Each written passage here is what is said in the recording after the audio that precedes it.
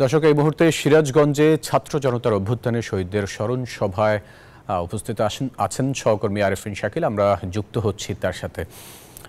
শাকিল, সভার এখন কি অবস্থা? এখানে কি ধরনের বার্তা দিচ্ছেন বিএনপি নেতারা?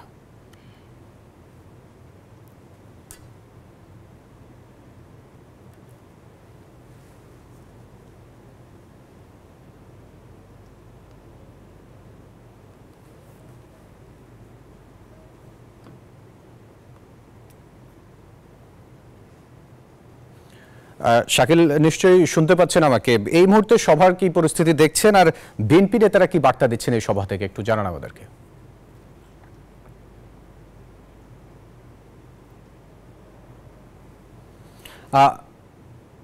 কার্যক্রম আনুষ্ঠানিকভাবে শুরু হয়েছে এবং হাজার হাজার মানুষ ইসলামিয়া উচ্চ বিদ্যালয়ের মাঠে এসে পৌঁছেছেন। যদিও বরিয়া আবহাওয়া, কিছুক্ষণের মধ্যে হয়তো বৃষ্টি হবে, তারপরেও কিন্তু হাজার হাজার মানুষ আজকের এই সমাবেশে তারা যোগ দিয়েছেন। কিছুক্ষণের মধ্যে বিএনপির ভারপ্রাপ্ত চেয়ারম্যান তারেক রহমান তিনি কিন্তু এসে পৌঁছাবেন এবং যদি তিনি এসে পৌঁছান, এরপর এখন মূলত বিএনপির যারা সিনিয়র নেতৃবৃন্দ রয়েছে, বিশেষ করে জেলার নেতৃবৃন্দ রয়েছে, তারা কথা বলছেন। এবং আপনি জানেন 4 আগস্ট এনায়েতপুর থানা কেন্দ্রিক আন্দোলনে যে পুলিশ সদস্য যেমন মারা গিয়েছে, তেমনি আন্দোলনকারী অনেকে মারা গিয়েছে এবং সেই আন্দোলনকারীরা যারা মারা গিয়েছে তাদের পরিবার সদস্যরা, সেই সঙ্গে যারা ক্ষতিগ্রস্ত তাদের পরিবারের সদস্যরা এখানে এসছেন এবং ক্ষতিগ্রস্তরা এসছেন এবং এসে তাদের সেই দিনের কথা, সেই আন্দোলনের তথ্য তারা তুলে ধরছেন।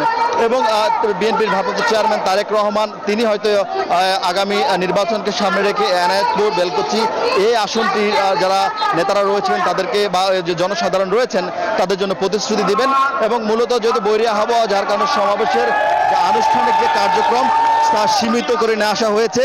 এবং এখন কথা বলবেন বিএনপির সিনিয়র যুগ্ম মহাসচিব রুহুল কবির রিজভী, তিনি বক্তব্য রাখবেন।